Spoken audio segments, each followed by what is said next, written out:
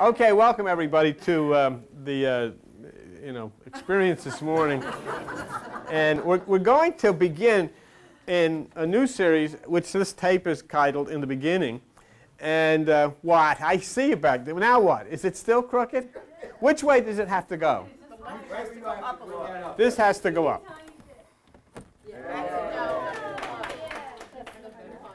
She says it's too. I'm not going to do it anymore. You know, that's all right. Okay. What we're going to do, what I want you to do here is you're going to look at the Bible in a way that probably you've never looked at it before.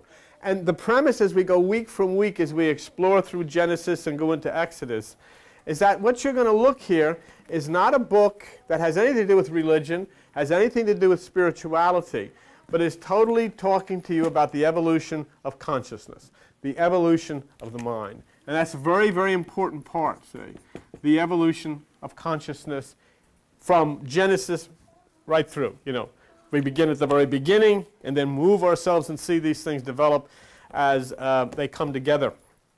Now, the first thing that you have to look at is if you're going to look at the Bible, you're going to look at Genesis, you're going to look at the Garden of Eden, and you have to say to yourself, is this literal? Did this really happen? Because that's an extremely important thing. You can't go to step 2 unless you go to step 1. What you have, the first thing that you might look at, and which causes me to wonder, is in this particular garden, in this primeval place of millions of years ago, if you would, you have two English people. You've got Adam and Eve running around. Okay, that's the first thing that causes me to wonder about this. What are these two English people doing in this jungle running around? Okay. Now, the second thing that happened is the entire world, as the premise of this story is the entire world is filled with cancer and AIDS and atomic war and rape and pillaging and looting because these two English people ate an apple. That's it. I mean, there's no, I don't think, you know, that's not the way you spell apple.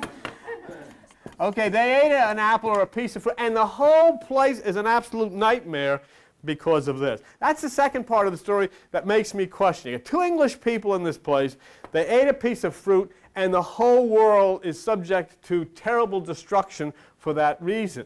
So that's the second thing that gets me to be a little concerned about whether the story is literal. The third thing is one of the main characters in the story, okay, is a talking snake. I don't think so, all right? Now, for those of you that I know may be very religious and everything, let me just tell you something. Snakes do not talk. So this might be a reason to think that this might not be literal. There is a talking snake, and he's a main character in the show. Now, the next part of this that makes you wonder is these two English people running around do not know that they're naked. They don't know they're naked, okay? In other words, they have no idea that they have no panties. They're just running around and, see, all of a sudden, how do they find out they're naked? The talking snake tells them. Okay? The talking snake say, hey, what's that?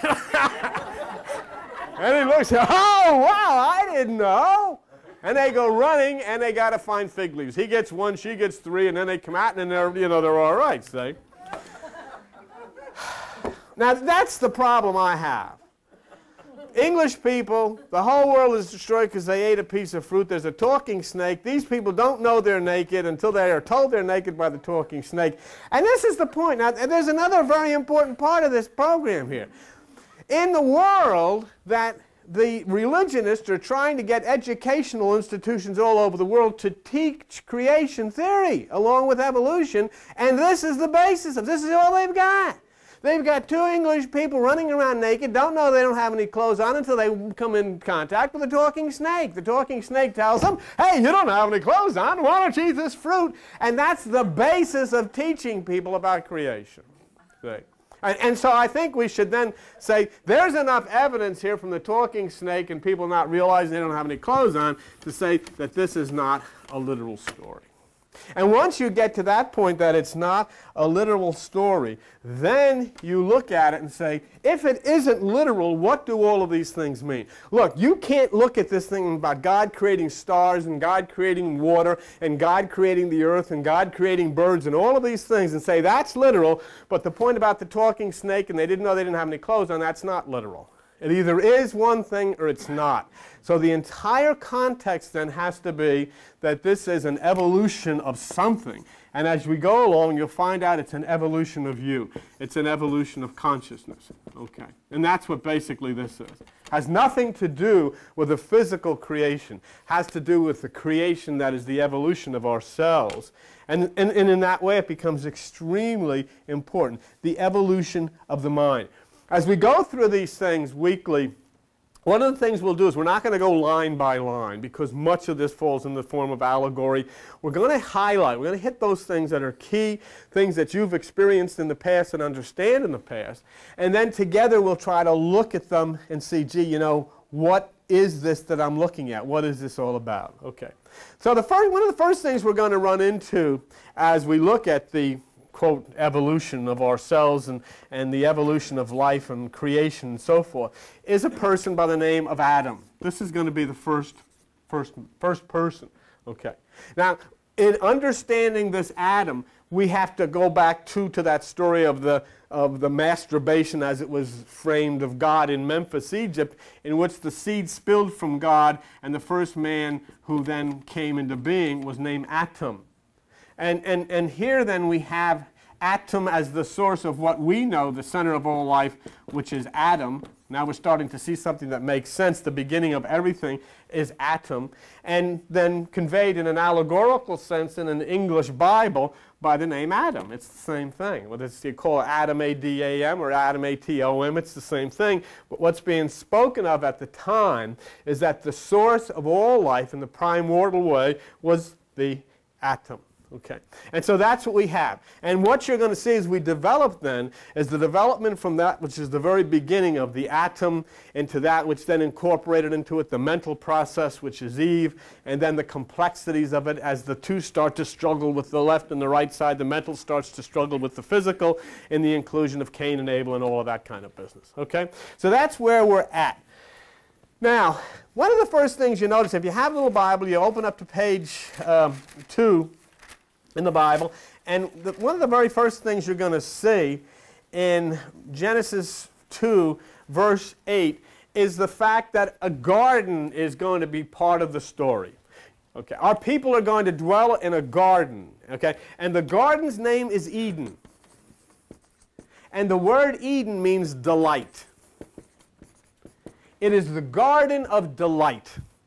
Delight, love, peace. That's Eden. And this is created, and it's very interesting to know something, okay? In Genesis chapter 2, verse 8, the primeval dwelling place of all living things, it said that the garden is planted eastward. Okay. Eastward. And remember, whenever you look north, east is always on the right side. So here then we have something. The center of life is atom. Okay? And a creative essence of that which explodes into you and me has built within it a garden of delight, a garden of life, a garden of love, which is located at the right side. It's located eastward. All right? Now, take a look, if you would, and you'll get a concept of this. If you turn to page 716, turn to page 716, and in page 716, you'll find the book of Ezekiel, all right? And Ezekiel chapter 43, page 716. Ezekiel chapter 43. Now the garden of delight, the garden of Eden, is that which is the right hemisphere of the brain. That's what's being set up for you. There is a place within you which is filled with delight, which is filled with love, which is filled with peace. In Genesis chapter 43, okay, look at verse 4. And the glory of the Lord came into the house by way of the gate whose prospect is towards the east, to the right side. Look at verse 2. And behold, the glory of the God of Israel came from the way of the east. Why? Come on, because it's at the right side. The garden of delight. Within you there is a garden. It's a word now. Remember, we have the premise. We're not talking about literalizing anything. We're saying there is a part of you that is an entity at the right hemisphere, the creative part, which creation has tagged or termed a garden of delight. There is beauty, there is love, there is creation, there is all that is new, and it is at the right side. It is at the right hemisphere. Okay? Now this is that which is the description of what it is that we seek to return to. We are seeking to return to that which is the garden. Now there's a very interesting thing in this so-called creation epic that you're looking at. If you look at the 7 days of creation, basically what you're looking at is your own creation, which is the 7 chakras. From the earth to the water, to the air, to the fire, the earth being the lower mind, the water being the second stage, which is truth, the air where the soaring things fly being that which is divine consciousness, to the fire, which is the sun and the stars and all of these things which are lit, which is being that which is spiritual, to the 4th stage of consciousness. And then you get to a point where it says in Genesis 2:2, go on back onto page 2 or whatever it is, Genesis chapter 2, the interesting thing is if you look at Genesis chapter 2, verse 2, and on the 7th day, God ended his work. That's the 7th chakra. That's the place of peace. That's the place where you end your work. That's the place where you struggle through the Monday of your life, and the Tuesday of your life, and the Wednesday of your life, and the Thursday of your life, and your Friday of your life, and your Saturday of your life, and finally you get to the Sunday of your life, and the Sunday of your life is the S-U-N day of your life, which is the pineal gland of the brain, which throws open the kingdoms of the East inside of you, and there is life exploding. All new, all color, all excitement. The garden of delight is yours, because you have gone through the 6 days and now you have reached the place of Sabbath, which is the Sunday, which is the pineal gland of the brain, which is the Sabbath. And in that place, as it says in the Bible, no burden can be brought into there. No burden can be brought into the holy city on the Sabbath. That was a literal law. You couldn't bring anything, work, any effort into Jerusalem on the 7th day. But it wasn't talking about Jerusalem there. It's talking about Jerusalem in here. No burden can, the only part of you where there is no stress, there is no fear, there is no guilt, there is no hurt, there is no anger, is in that garden at the right side. And where all of the guilt and all of the fear and all of the hurt is in the left side, and that's where we hang out. But there is a garden of delight. And so we see that. Now let me just show you. On the 7th day, there was this rest, which means we have created these 6 entities and we have risen upwards into that holy place. That's why you have 7 chakras. That's why you have 7 days of the week, because they knew at that time of the 7 planets. Go to page 1005. And in page 1005, you get to the book of Revelation. And in the book of Revelation, in chapter 5, verse 1, it talks about entering the garden of delight in a little different way. And it talks about the 7 chakras, and it mentions those same 7 days of creation, but in a little different way. And I saw in the right hand, which is the right hemisphere of the brain, of him who sat on the throne, which is that part of you that very seldom do you touch, that higher part of consciousness, a book, the book of life, written within you. And on the backside, that's the spine. Sealed with 7 seals. That's the place of energy of all life. The place of energy of all life soars up the spinal canal. And the fluid that flows through the spine is called by the Greek term chrism, which means Christ. And so then when you generate this electrical energy within you, that sleeping serpent, which is a female energy of God, coiled 3.5 times at the base of your spine, comes to life, and it causes the chrism, the Christ, to rise from the grave of your lower experience, upward through that spinal canal till it impacts with the pineal, which is Aries, the lamb, and throws open the right hemisphere of the brain, and the garden of delight then bursts forth in flower and color to you. Very poetic sounding, very Disney-esque kind of sounding, but true. True. And the point is, you don't have to wait till you die. You don't have to find it in a book. You experience it through yourself as you then start the movement. But you can't sit down on Monday and think tomorrow is going to be Sunday. You got to go through Tuesday and Wednesday and Thursday and Friday and Saturday, and you got to rise up through 2, 3, 4, 5 until finally you impact that gland which sits at the throne, so it throws open the right side. That's the whole premise of this thing. Okay. And how do I know it's true? Because I see the sun do it constantly. every year, forever. The sun does that. That's a very interesting thing. Of course, all of this stuff is interesting. But there's something very interesting. If you look at the first page, and you're to go into the actual ancient language of the Bible, in the original language, the name of the divine entity is E-L-O-H-I-M. Elohim. Elohim. And what that, look at Genesis chapter 1. Let me show you what Elohim means. Look at Genesis chapter 1. You see verse 27? So God created man in his own image, and the image of God created he him, male and female created he them. Okay? Now watch Genesis chapter 3. Genesis chapter 3, look at verse 22.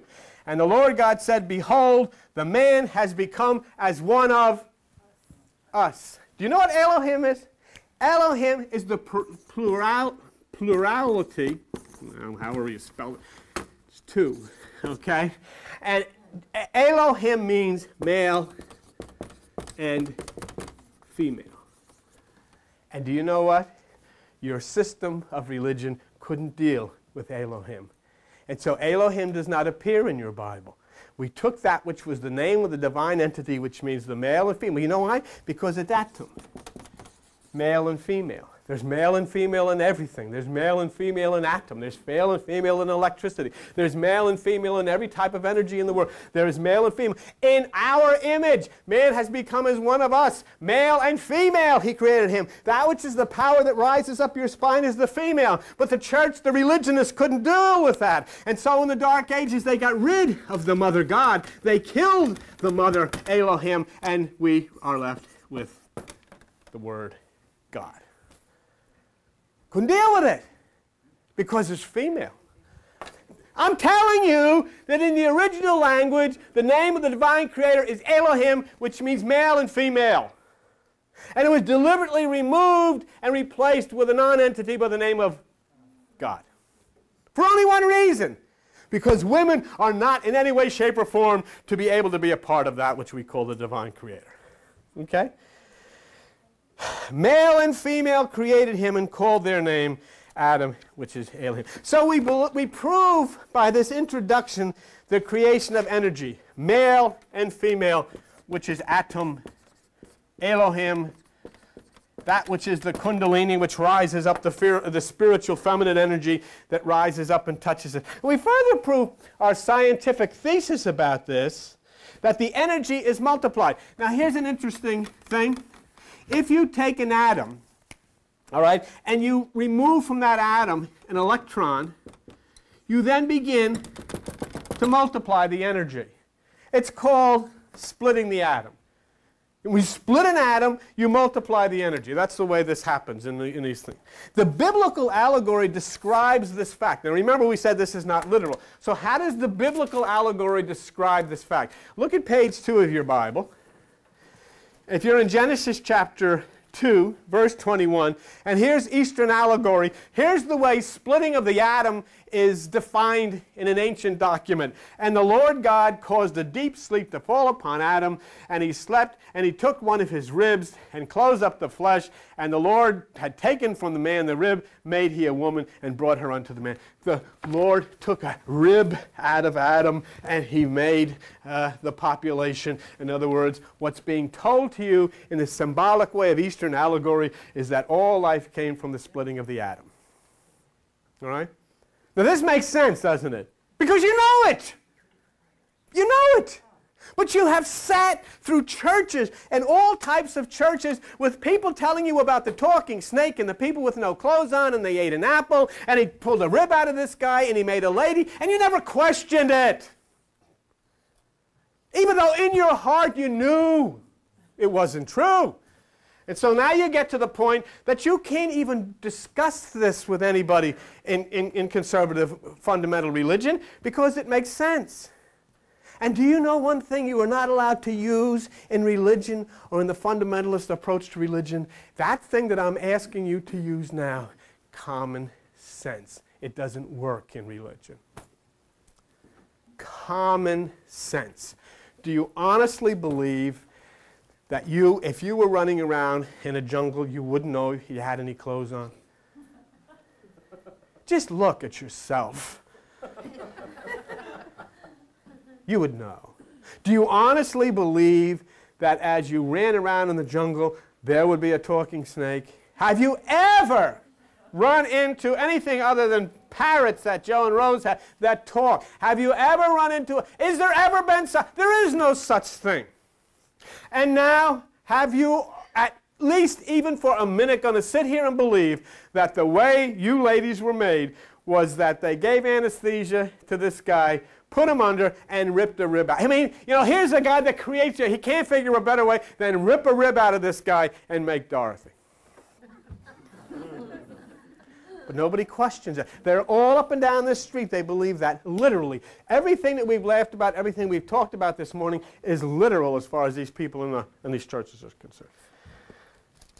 So the energy is multiplied by the splitting of the atom. Okay? Life evolves into the physical, to the mental. And now what has happened? What have you seen here in the evolution? Okay? You had that which was the physical part, which was the first in creation. And now all of a sudden you have this second part, which is the mental. And you're starting to see the evolution of humankind. You no longer just have a physical process, you now have a physical and a mental process. You have two aspects of your nature. And you see the evolution of that. Okay. Now go to Genesis chapter 3 and verse 1. In Genesis chapter 3 and verse 1 it says, "The serpent was more subtle than any beast of the field." The word subtle means clever. Okay. What the serpent is, if you were to look at if Dr. Altieri had brought her thing like I told her to bring, she would. If you had looked at a human spine, maybe you should draw this. Huh? Yeah, you're carrying it with you. Does this look something like it?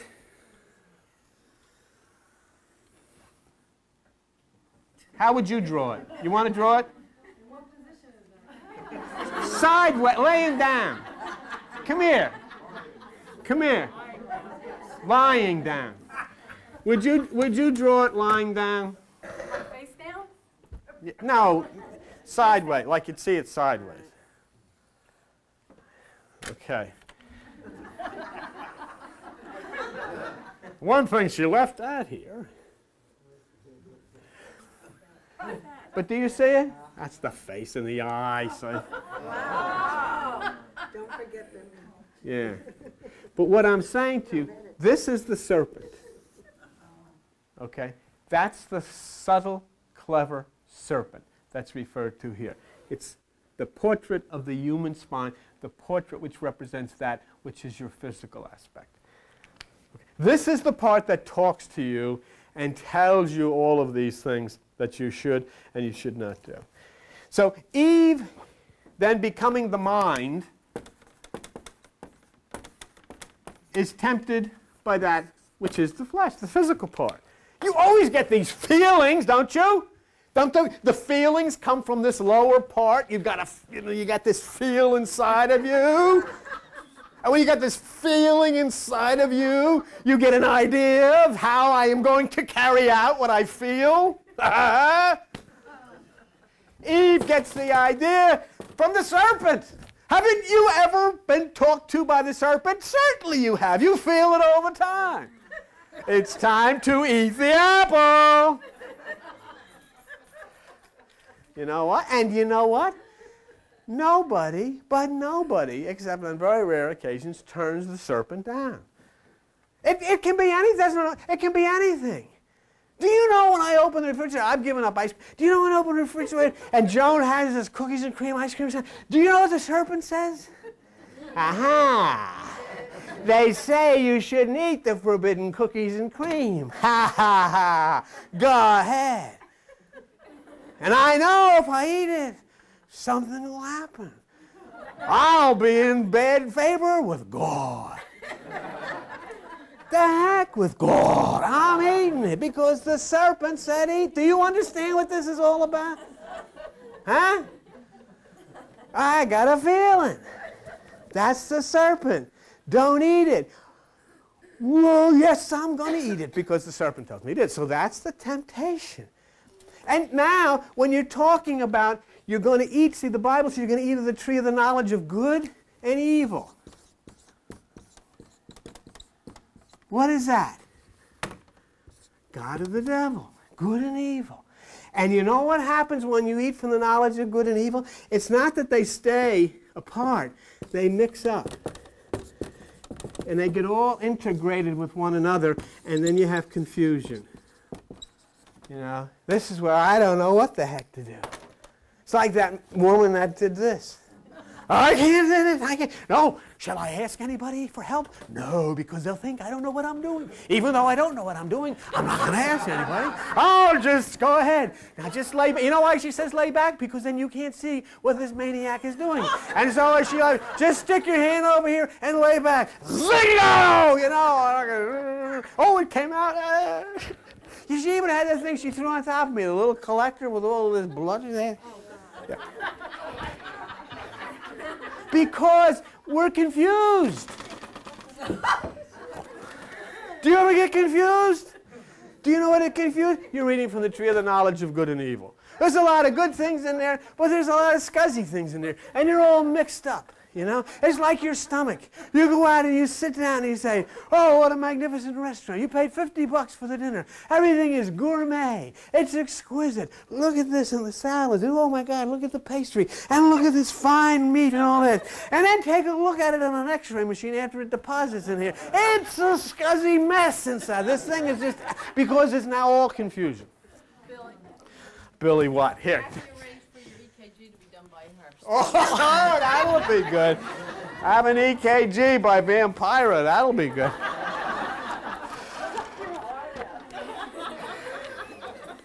Okay, so you see where this is getting us to. Where the temptation and the confusion comes from is there. Now, there's a point here. Let me just show you this. Watch what goes on here. And this is very important. We kid, but I want you to show you something very interesting. Genesis chapter, well, look at Genesis chapter 2, verse 17. Okay? Chapter 2, 17, you shall not eat of the tree of the knowledge of good and evil. That's when you're told, meditate. Get your directions from the garden of delight. Get your directions from the right side. Don't take your directions from the left side. I don't care what you read. I don't care how old you are. I don't care how smart you are. I don't care what college you've gone to. I don't care how many you have, so many degrees they call you Dr. Fahrenheit. It doesn't make any difference. You have to meditate. You have to sit within yourself and rise to the garden at the right side. All of that crap that's flowing into your mind has to shut down so that you get real, true knowledge which comes from that which is the east within you. That's what's being said here. Don't trust that which comes from the left side, because more often than not, well, you can see the condition of the world. Now, let me show you something in Genesis chapter 3. Look at verse 11, okay? Here's what God talking to our heroes. Who told you you were naked? Who told you you were naked? Now, how important that is? What's being said there is, I didn't say there was anything wrong with you. Who said you're guilty? Who said you're not doing what's right? Who told you? Who made up something that I never told you? I never said there was anything bad or anything sinful or anything that you should be guilty. Who told you that there was something wrong with the way you are? The serpent. The lower part, the mind part. And who told you all of your life that you're guilty? The serpent, the religions of the world, the institutions of the world, the churches of the world. And they have kept you all of your life running around hiding, looking for fig leaves to cover every bit of you that you felt was exposed. And that God yells out to say, who the hell told you? Who are you listening to? What that is saying, that now you think what is evil is something that never was evil. I never ever. But the institutions of the world have said, this is wrong, and you buy it, so you run into the woods to hide yourself, and you run into yourself, and you become filled with guilt, because the systems of the world and the religions of the world are that which is the lower serpent saying, you're guilty, you're naked. Yes? The original sin, right? Yeah. Isn't that right? Well, the original, basically, if you talk about the original sin, remember, what happened to, if you talk about the original sin, and this is, I'm glad you brought that point up. Let me show you something here. Some of you have never seen this. This word that has scared you, you know what that is? That's the name of the moon god, of the Chaldees. And the moon in ancient Eastern mysticism means the emotions. And what sin is when you're living in your emotional nature, you're living in sin. It has nothing to do with whether you drink or you smoke or whether you gamble or whatever. It has to do with your dwelling in your emotions. That's all it is.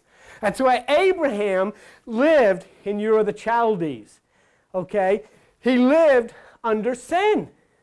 Sin was the god of Ur of the Chaldees. And so the story says to Abraham, I want you to move. In other words, what's being said, there was no Abraham. There was none of these people didn't exist. What I'm telling you, these people never existed. This is created to teach you about yourself. You exist, and that which is within you exists. And so here the story says, I want you to move out of here. I don't want you to dwell in your emotions anymore. Because when you're dwelling in your emotions is when you're dwelling in sin. And that's what this is. There's one interesting point, too. If you look in Genesis chapter 1, verse 14. This is talking about the creation of the stars. And it says, gosh, let there be lights in the firmament, and let them be for signs. You have your entire religious community running around talking about astrologers. Oh, they follow the signs. Where'd they get it from? Who said that that's what it's for? Who told anybody that the stars are for signs? It's in the Bible. You can't come against people and say, oh, you're not stepping in. God said that's what it's for. Okay? And so however you want to go with it, that's what it's for. Start was in the Bible. Okay. We get a little bit, we run through that. We have a little bit of an understanding. The atom, the center of all life, was split. All things came. Then the evolution of the mind from that which was purely physical to that which was mental. The movement of the electrical energy in the mind. And now we come into the second part of the aspect. When you now have an atom, which is the physical, and you have an Eve, which is the mental, you give birth. Inside of you comes that which is Cain and Abel. Struggle. Struggle. Conflict. Inside of you is a conflict. Inside of you is a struggle. Inside of you it goes on. Okay? And this is the allegory of the left and the right side. If you're in China, they would call the story of Cain and Abel the story of yin and yang. The black and the white. And that's what the story is about. It has nothing to do with two people. These people never existed. Now, let me show you something. Do you know what the word Cain means?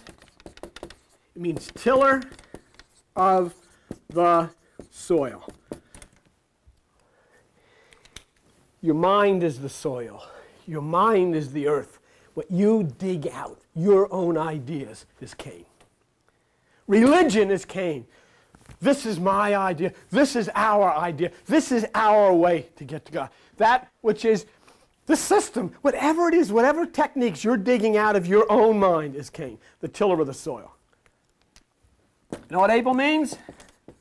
Keeper of the sheep. Sheep are divine thoughts. Keep your eyes on the sheep. Who are the first ones to see the Christ child? The shepherds. Why? Because they're watching the sheep. They're watching their thoughts. Got it? So you see the evolution, where we've come from? We started with the atom, the Big Bang.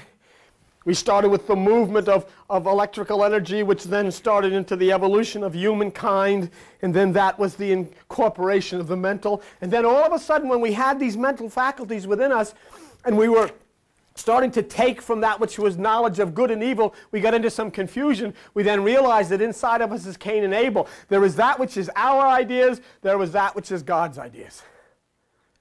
Okay? And all the time, don't you do it all the time? You say, I just come up with a great idea. Cain. But when you sit and you watch the sheep in meditation, and then this that comes to you is that which is of God. Abel. Okay. So that's the meaning of the names. And if you look in Genesis chapter 4 on page 3,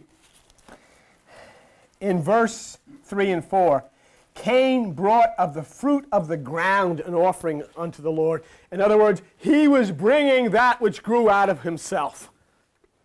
You bring that which is your ideas, what you've dug up. And that's what a lot of people say. Hey, what do you say to somebody when they come up with an idea? Where'd you dig that up? Right?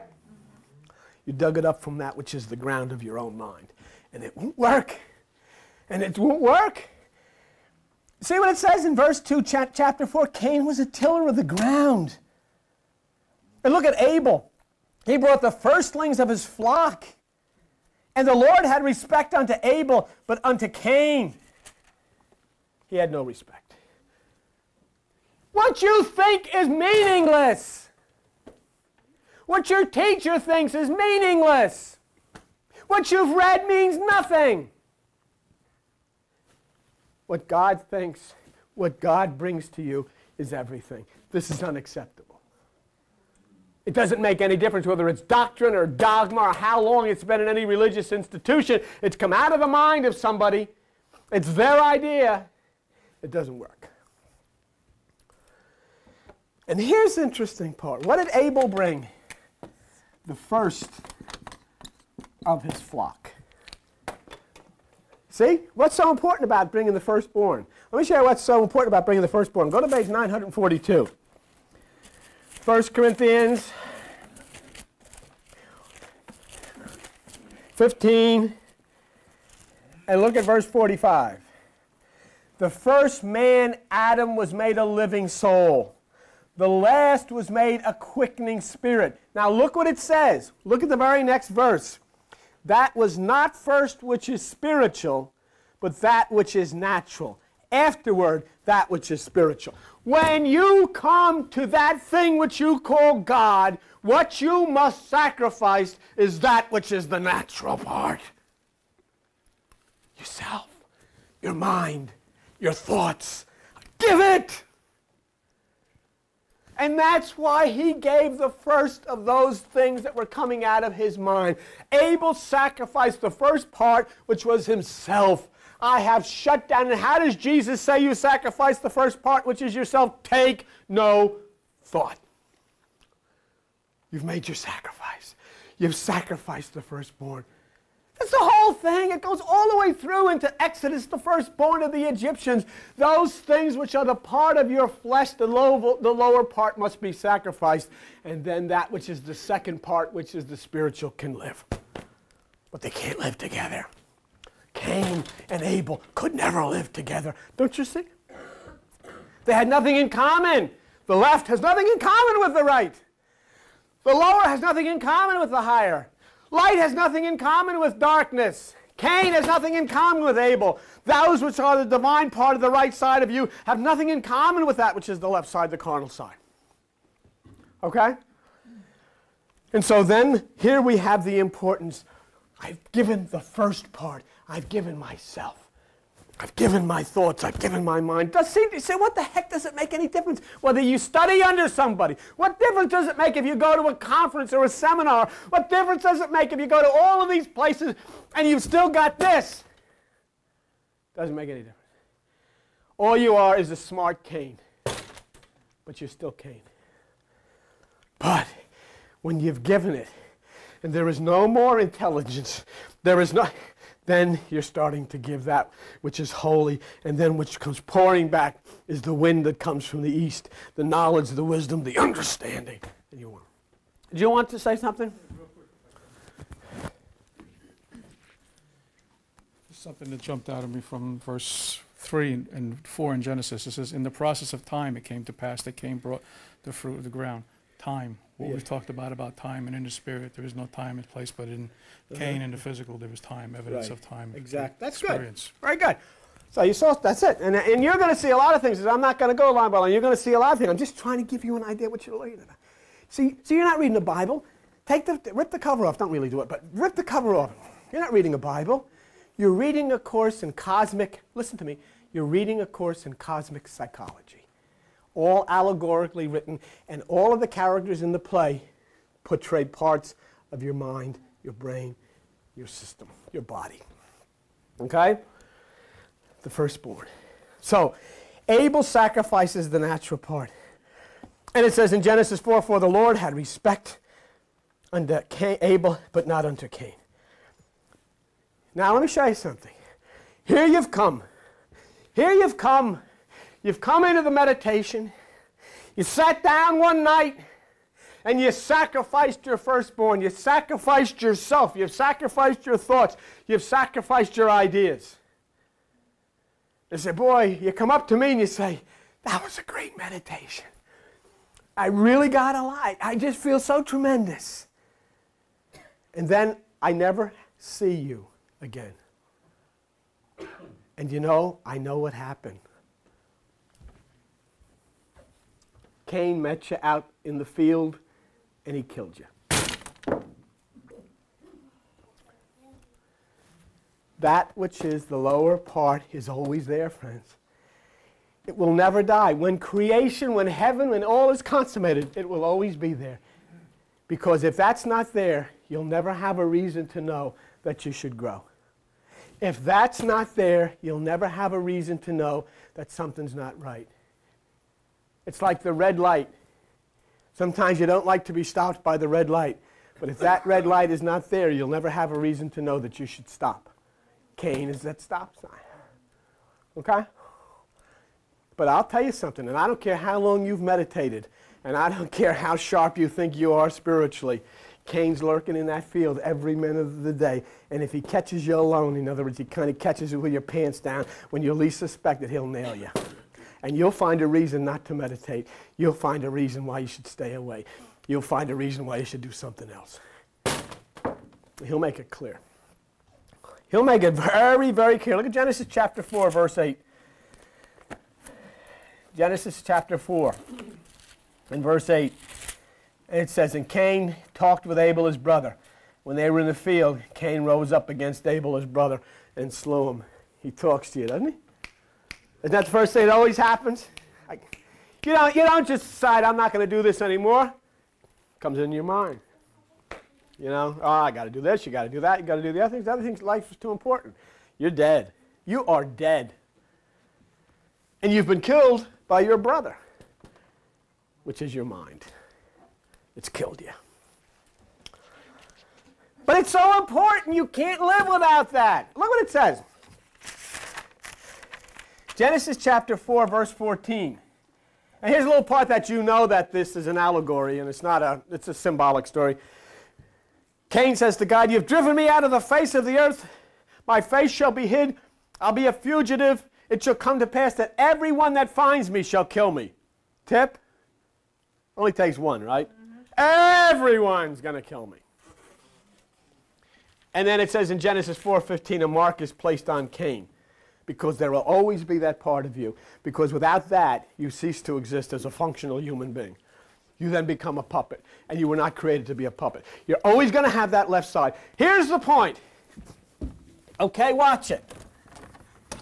Abel's the horse. Cain is the cart. What's your challenge? Put the horse before the cart. Most of us, our lives, the cart's been pulling the horse. And now's the time to get it right and have the horse pull the cart. All you want to do is you want to have, I don't want to lose this. I don't want to lose this. I like to go to Jimmy Buffett and concerts, and I like to rock and roll. I want this. Do you know what I'm saying to you? Think of all the things. Look at your nice clothes, the feelings you get, you know, You want to have all of this. This is great to have. But the point is, how do you put it in perspective? How do you make sure that the control comes from the God side? This is the part, ice cream and chewing gum and going on vacation and messing around, different things, going to Atlantic City. This is fun part. This is life.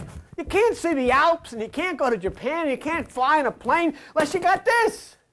So a marketplace, this will always exist until the end of time. Your challenge is just to understand this part has to be subjected to that part. You know what this is? You know what this is this is the wife, and this is the husband. Okay? And that's what is meant, that the wife must be subjected to her husband. That which is the lower, the mind, must be subjected to that which is the spirit. Okay? So all of these things are play on words of that same thing. Okay, real quickly, let's go to Genesis 6. We're just about ready to, oh gee, we're late. Gosh. Can you give me another 5 minutes? Okay.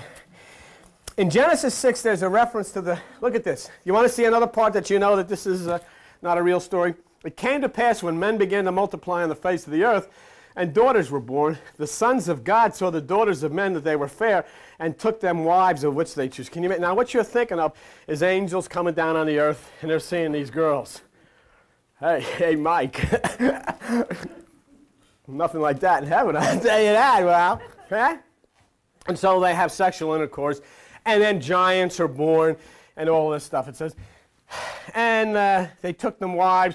Verse 4, there were giants in the earth when the sons of God came into the daughters of men, the mighty men of renown. The sons of God, okay, are that which is the positive thoughts.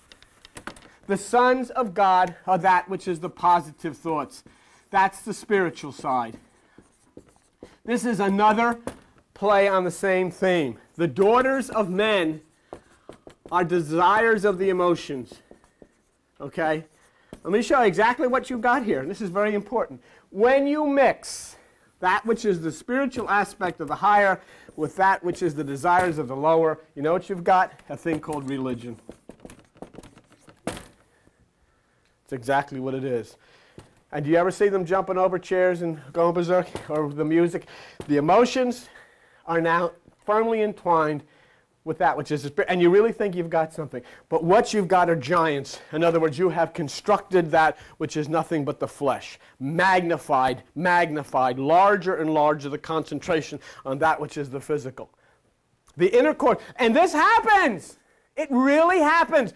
The only thing, you can never ever have an intercourse between the right side and the left side. Whenever you have an intercourse between the right side and the left side, you have an emotional nature which now moves into the spiritual nature, and you've got religion. And you've got women walking around with handkerchiefs on their head or veils over their faces and all of this stuff, and you've got to kneel here and you've got to do all of these things because your emotional nature is firmly tuned into your spiritual nature.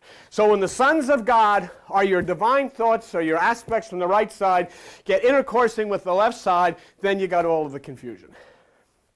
Can't have it that way. You can't have it that way because we're getting ready to move into the very next part of the message, okay? Because in Genesis 6:4 it says the children, the lower emotional thoughts, all of this stuff moves into a place of confusion and an emphasis on the physical. And Genesis 6:6 says allegorically, God is sorry he created the whole thing. Which means inside of you this hasn't worked. Why? Because you didn't listen. It said take no thought. But you had to use what you had to do, and it wasn't going to work unless you got rocks or smoke or feathers, or else you read this book or that book, or went and saw this preacher or that preacher, and all of these things until you got this confusion. And you know what you're doing? You're on an endless quest to find out, and you never realize that that's because you've had this intercourse with your own mind instead of being a pure virgin. And what happens when you're a pure virgin with inside of yourself? The child, the Christ child, can be born. But you know what it caused? Let me show you what has happened, and then we're finished. That's your earth. That's your lower mind. Right? Just wake up for just 10 seconds more. I promise it's over. That's your lower mind, right? What's going to be necessary in order to get all of that crap out of you that has come from your intercourse with the lower mind and your spirit? You got to be cleansed. You got to move into the second stage of consciousness, which is water. There's got to be a baptism. And so it says in the Bible, God brings a flood. And then we go into the Noah story, which is actually the movement of the lower mind to the second stage of consciousness, which is earth, which is water. And from that point, you'll rise up to the mountaintop, and you'll be in the air, and then you'll be touched by that which is the fire. And that's what the Bible says, and that's what the song says. I'm not going to destroy it by water anymore. In this age of Aquarius, you're not going to be hit again by water. You're going to rise above the order. It won't be water, but fire next time. It won't be the second stage of consciousness. You will have evolved to the fourth stage of consciousness. Huh?